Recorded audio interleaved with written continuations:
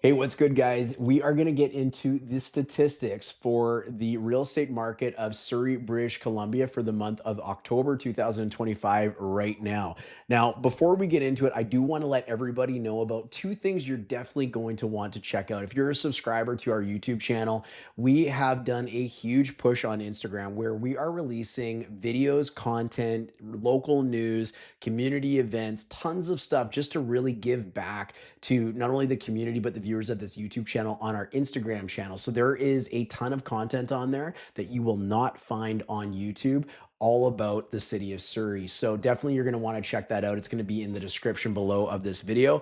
And if you're into all of the longer form content we do, so any of the kind of the big British Columbia real estate news, if you love the real estate on tap that me and my business partner Adam do, we also have a podcast for real estate on tap. You can find it on all your favorite podcatchers.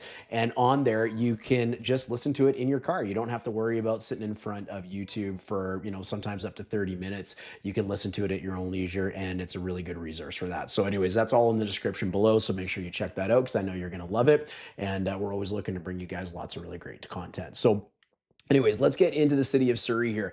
So again, we're using the home price index. As a reminder, the home price index measures what's happening with what's called the typical home. This isn't your home. This isn't what your home looks like in your specific neighborhood. This is looking at the typical home. Think of it almost like what the average home may look like and almost kind of measures it in an inflationary type way. So did the prices go up? Did the prices go down? So as we go through this, just keep that in mind. And that's what we'll be talking about. Now, the graph that you're seeing on the screen towards the right, the big long blue bar, that is how many listings have been on the market in 2024. You can see that surpassing almost all years on this graph all the way back to 1990. And then, of course, the red line is all of the sales to date of this year, which is one of the smallest red line graphs on this entire, or red line bars on this entire graph. So it's giving you a little bit of idea of how the year is looking like it's going to shape up. There's only about 3 months left in the year, of course, at the time of filming this. And this is showing you generally for all different product types what has happened with prices across the Greater Vancouver Real Estate Board being the red line on this graph, and then the Fraser Valley Real Estate Board being the blue line on this graph. So it's been fairly consistent in terms of on a little bit of a downward trend, really since the spring of this year. And we all know what happened in the spring of this year. We're not going to get into that in this video.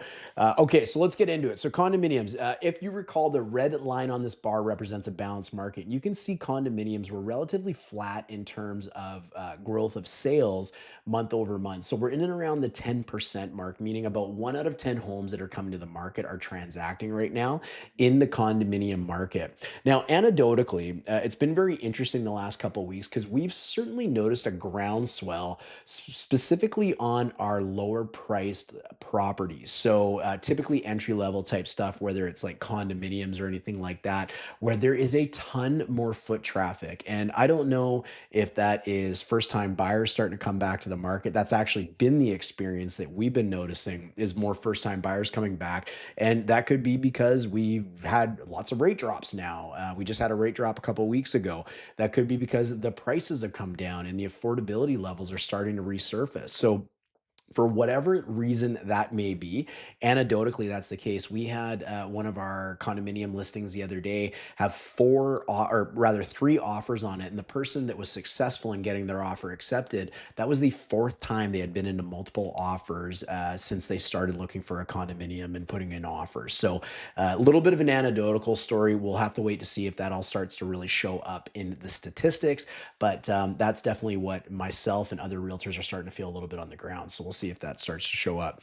Now, what's happened with pricing? Well, pricing is kind of started to flatten out a little bit month over month. You can see at the very right-hand side of that graph, you can see it starting to kind of flatten out a little bit. So month over month, prices were down about $2,700, but year over year, you're down about $41,000 for a condominium in the city of Surrey as a whole. Clearly, that's an advantage to a buyer. There's still lots to choose from out there. When roughly only about 1 out of 10 are actually transacting, you got time to shop. Days on market are going to go up, and if that kind of trend continues, the prices will be affected. However, we are starting to see that flatten out a little bit, so it'll be interesting to see what happens in the remainder of the year.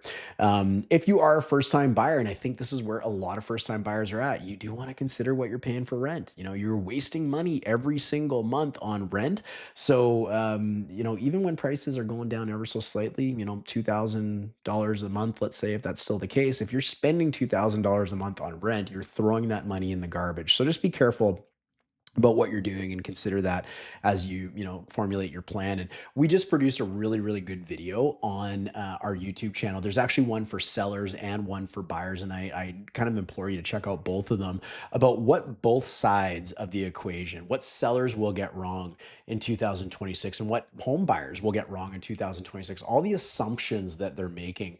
And these videos are not meant to coerce people into buying or selling, but they're meant to give you some things to think about that I think are going to be really helpful for you. So, anyways, keep an eye out for those on the YouTube channel as well. Okay. And we've talked a ton about new construction being installed, so we're still about a year or two away from seeing the impacts of that.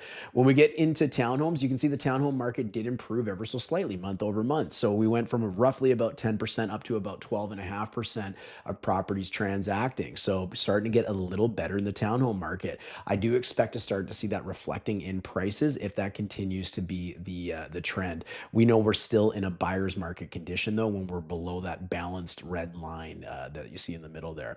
So that's what's happened with prices really since the spring. And if you look at that month over month, they're down roughly about $15,000 month over month and $45,000 year over year. So now the advantage in this market is actually for a buyer. Sorry, that slide is wrong, but the advantage none you can ignore, but the advantage buyer.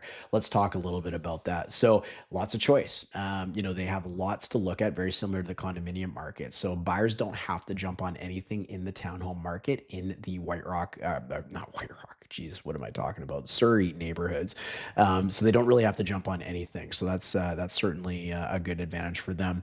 This is going to continue to be the market to watch. And the reason for that is because it is the missing middle market. It is the affordable market that offers space that you can't get with a detached home because maybe you can't afford it. But you do need the space because that one bedroom condo isn't going to fit for most families. So continue to watch this market. I think it's going to be an interesting one.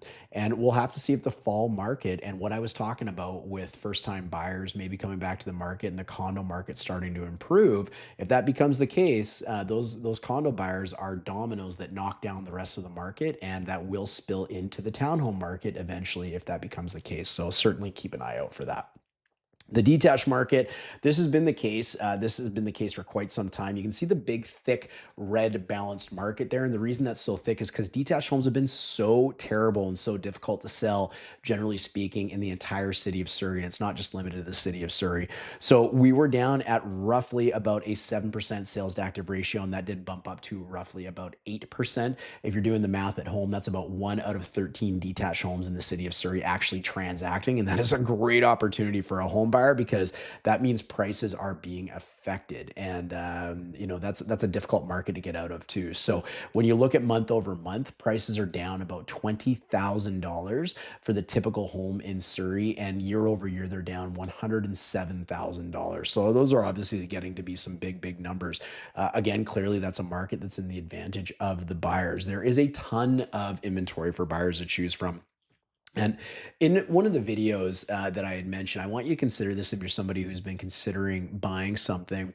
When, if and when, and it's not if, it's of course the market is going to improve at some point. We just did a really cool video on that that'll be coming out on the channel in the coming weeks about how to actually, get some real data on the market to see where it's headed. And that's kind of what these videos are for. But this one's a lot more specific, something that we do with our clients.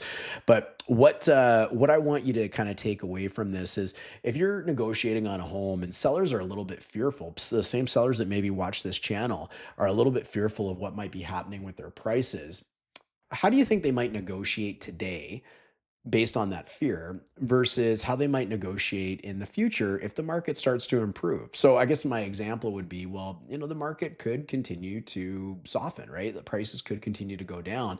But as soon as that changes, as soon as sellers start to get wind that that's maybe not the case, that really great opportunity that you had to negotiate a really strong deal with a seller starts to evaporate because they no longer think they have to participate in those kind of offers. They're not worried about it anymore. So if the market does start to improve, you're going to want to consider that your negotiation power is going to start to evaporate, and the opportunities and deals that you might get just won't probably be there anymore. So not saying that's happening today, but certainly something to think about. Prices are going to remain challenged in my eyes in this area for a while. That's a tough market to get out of. So it's not to say that it can't change, but it usually doesn't change very quickly. I've been selling real estate since 2007, so I likely guess that is probably going to be the case. So put your offers out there. Go out there and see what you can do, and go out there and see what you can negotiate. There's lots of people out there that are committed to selling rather than just interested in selling, but the ones that are committed to selling are going to put their properties in the right position to actually get them transacted. So that's something to consider.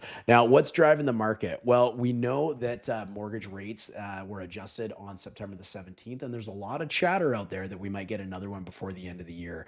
So keep an eye on that. And that's, potentially what's driving these first time buyers to maybe come back into the market is these rate changes. Like, how low does it need to go until people start jumping back in, right? So anyways, keep an eye on that.